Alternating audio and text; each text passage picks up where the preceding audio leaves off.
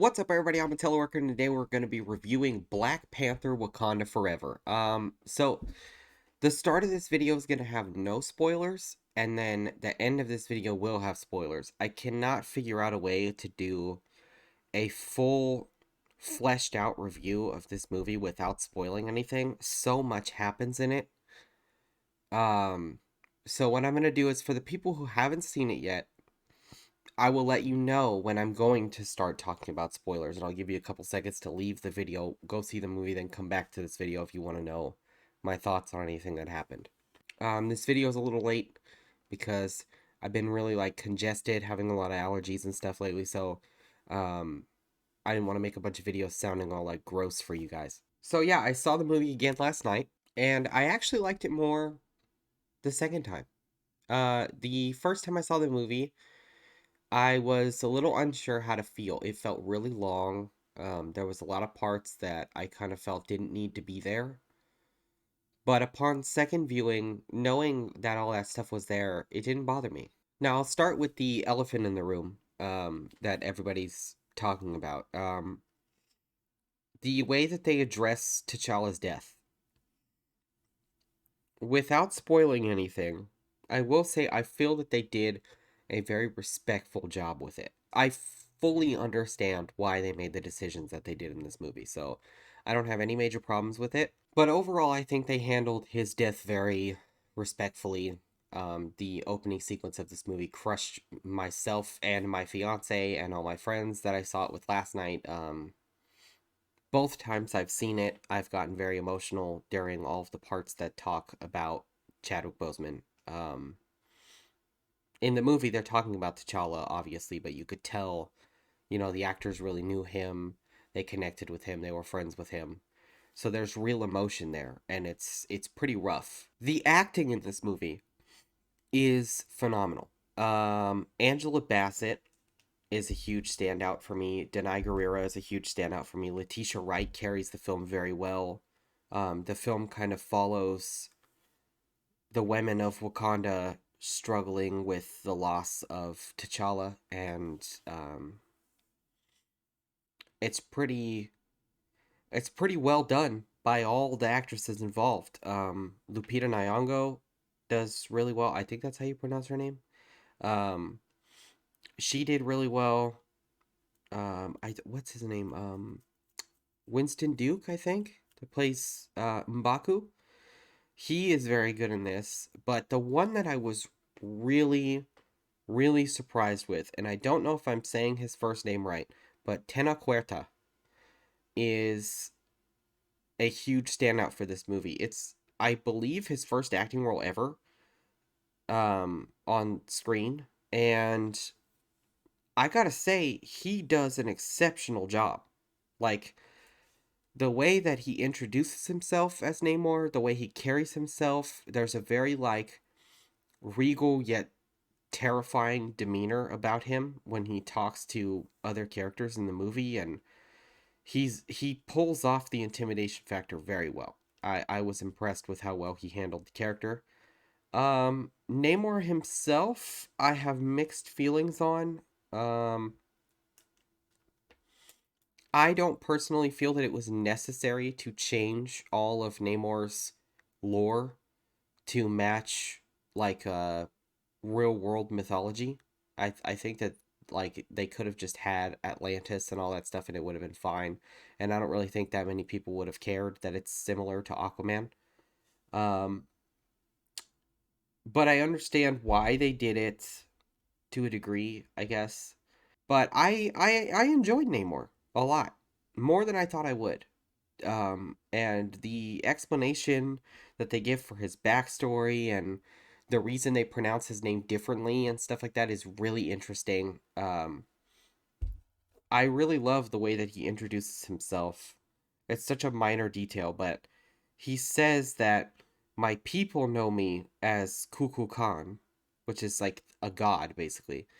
But then he says, my enemies know me as Namor, which is badass. The fact that he doesn't say my family knows me as Namor or my name is Namor, but my enemies know me as Namor, which I thought was really cool. He was done very well. The flying scenes, the fighting scenes, the talking scenes, all of it, very great. I think that he deserves a lot of props for this performance. The special effects were pretty good. There's a couple shaky moments that if you're really looking for it, you could tell. Um, but it was nothing that stood out so badly that it bothered me. Ironheart's suit is a little weird. Kind of looks like Samus from Metroid, but it's still pretty cool. I thought her character was handled fairly well overall. The only character I feel like in the movie that really did not need to be in the movie was Agent Ross from the first movie. He's kind of just there for you to be like, hey, look, it's that guy from the first one. Like, and he does stuff with the plot, but it's very minimal and he's sidelined for the whole movie. And I feel like if they just found a different way for the Wakandans to get the information that they get from him, he didn't need to be in the movie at all. That could have been literally anybody from the MCU and it would not have changed the movie at all. Like, he has no significance to the film. Now, I am going to talk about spoilers. If you have not seen the movie, leave now. This is your warning. We're a couple minutes in now. You are safe to leave. Come back when you've seen the movie. The first thing I want to talk about is the opening sequence. The opening sequence explaining that Chadwick Boseman's T'Challa has died of a mysterious illness, and Shuri's reaction to getting that news, she's been trying to find a cure for him and stuff, was heartbreaking. It was extremely great. I love the idea that Shuri knew that he was dying and she was doing everything she could to try to save him. Um, that hit me really hard because it if I had the capability to come up with things like that, disease cures, things like that, if I had that mental capacity, I would probably do the same thing. I probably would spend every minute of every day trying to figure out a way to save the people I love if they were sick. And so I thought that it was a really cool idea for them to have Shuri trying to make a synthetic heart-shaped herb, hoping that that would reinforce T'Challa's healing factor and save his life. The moment of silence for the opening Marvel credits was rough. The first time I saw it and the second time I saw it, the whole theater already crying, sniffling, because you get the whole funeral sequence at the beginning and all that. The whole theater was already crying. So when it goes dead quiet, you could tell everybody was like holding their breath because they didn't want everyone around them to know they were crying. There was a lot of people in the theater that like as soon as the credits went up and it was just pictures of Chadwick Boseman, it was just sniffles all around the theater, just scattered. I was really shocked, jumping ahead a lot here, um, that they did a massive death in this movie. Now, again, if you haven't seen the movie, I already warned you, this is spoiler time. There's a thing on the screen that says spoilers, so get out. The Queen.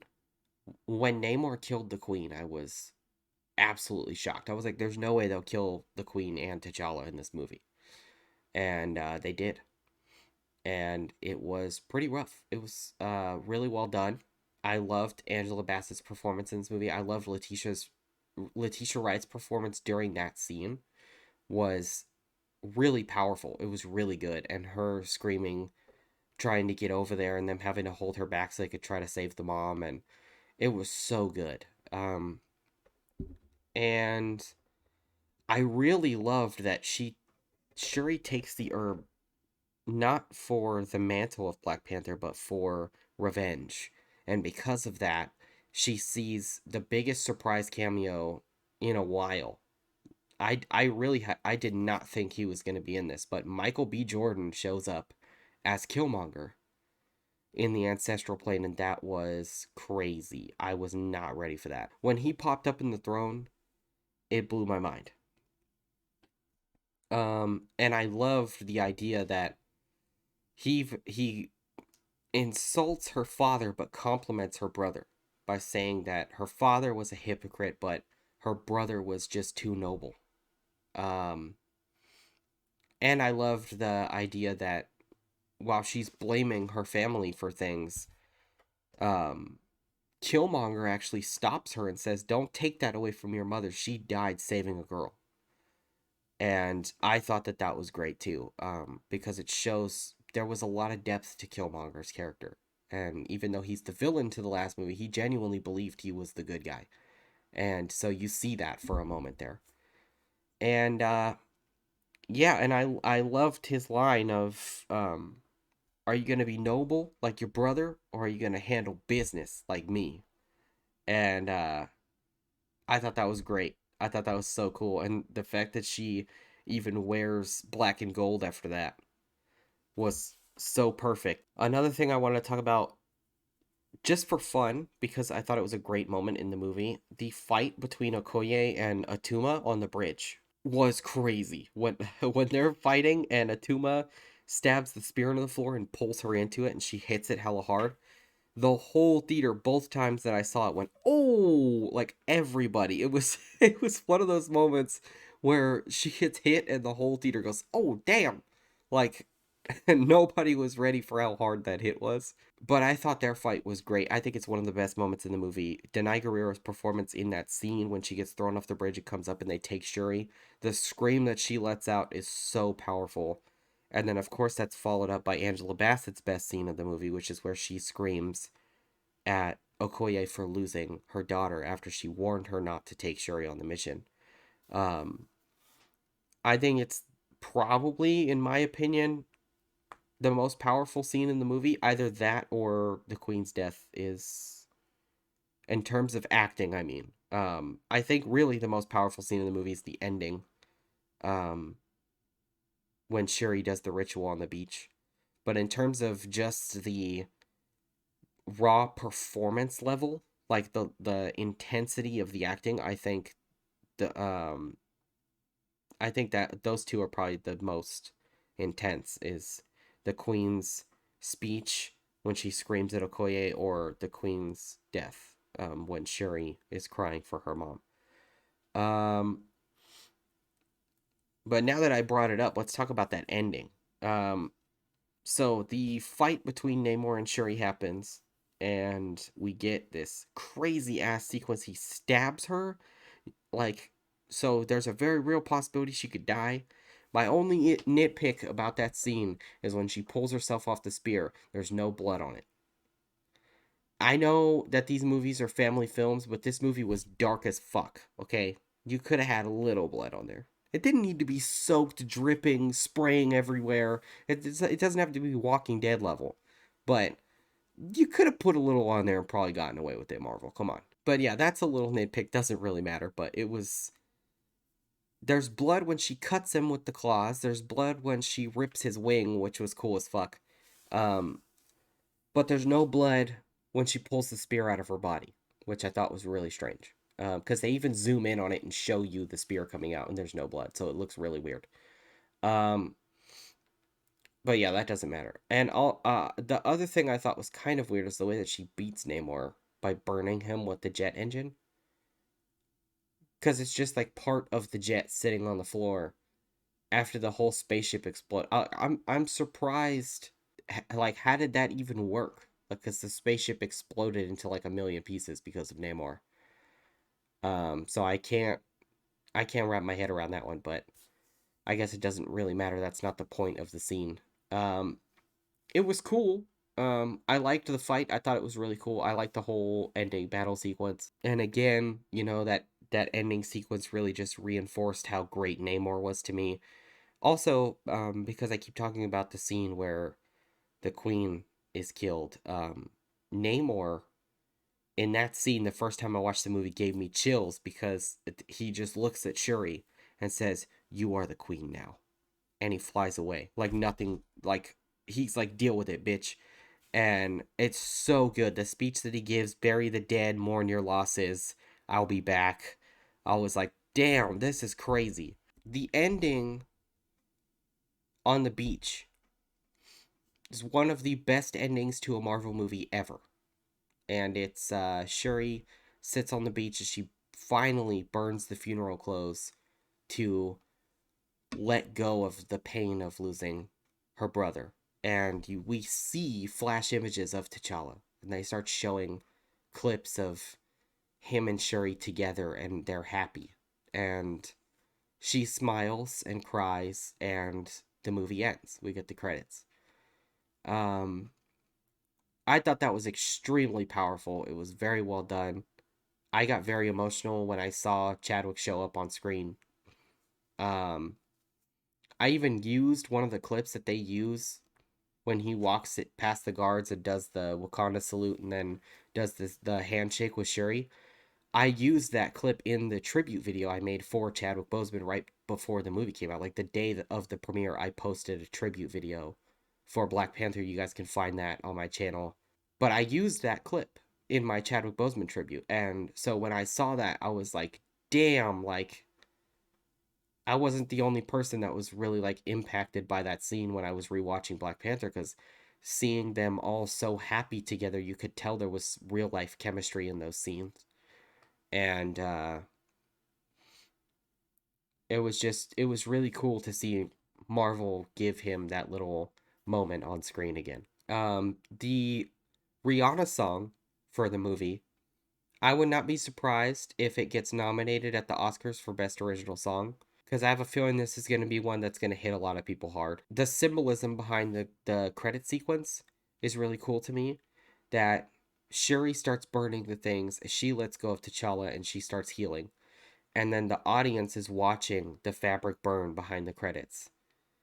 Um, and that's kind of us learning to let go and heal. It was like our moment to kind of move on with them and just be happy for the time that we got Chadwick Boseman. And then the after credit scene, or the mid credit scene, I guess there is no post credit scene, but the mid credit scene is really emotional as well. Um, so essentially, that the ceremony ends, so your new healing period has begun, and then they bring in T'Challa's son, which I was not ready for, and it made me tear up. um, the thing that really got me was the end when he asks Shuri if she's good at keeping secrets. And then he tells her his real name. And when he said, "I am Prince T'Challa, son of King T'Challa," like I got chills, my friends got chills, like we were all emotional as fuck. And then Shuri cries a little bit, and they all smile, and they're there together, and everything is, you get that nice moment of healing, and then it's over. And that's it. That's the ending of the movie. No setup for the next movie, no Doctor Doom like I had predicted, but I'm okay with that. I didn't need anything more. I think what we got already was a lot. They had to cover all of Namor's stuff. They had to cover T'Challa's death. They had to do T'Challa's funeral. They had to make it feel like a proper send off for Chadwick Boseman. The whole movie is a tribute to him. Every main character from the previous movie has a moment where they talk about how great he was. Having that ending be so powerful, I think, puts this movie on a much higher level to me. I would probably, after seeing this a second time, I think my final score for this movie is going to be a 9 out of 10. I was going I would have given it a 10, but I do feel like there are parts that they could cut out, and it does feel a little long-winded in some parts. My brother was falling asleep in the theater last night at certain parts. Um it's a very long movie, but I think it is worth the watch no matter what. It's not one of those movies where it's so long you're like, fuck, I'll never sit through this again, turn it off, it's trash. This is a movie where it's like you get to the end of it and you're just so emotionally drained by the end that you're like, wow, like that was an experience. And I think seeing it in the theater, it's going to be one of those ones like Spider-Man No Way Home, where it's a very emotional film that's a celebration of Spider-Man. This is an emotional film, but it's a celebration of Chadwick Boseman. And so that pain is very real. and you can feel it. And I think it's going to hit everybody pretty hard, especially if you see it in the theater. Seeing it in a crowd of people that are all having the same experience as you, um, there's just nothing like it. So yeah, those are my thoughts on Black Panther: Wakanda Forever. I might do a full like spoiler talk like we did with Halloween Ends for this, but we'll see. I have to plan it out. I have a lot of stuff I'm planning on doing for you guys. We just lost Kevin Conroy, the voice of Batman, and I have a video coming for that soon. So hopefully we can have a chance to talk about this more again. If you guys have any questions you want to ask me about specific scenes or anything, if we do the spoiler talk, comment those on this video. I'll answer them in the spoiler talk for you guys if you want. So you guys will get a little shout out and I'll talk to you directly in the spoiler talk. So yeah, I'm gonna leave that here. Comment down below what you guys thought of the movie. I thought it was great, and I'll see you guys later. But when we out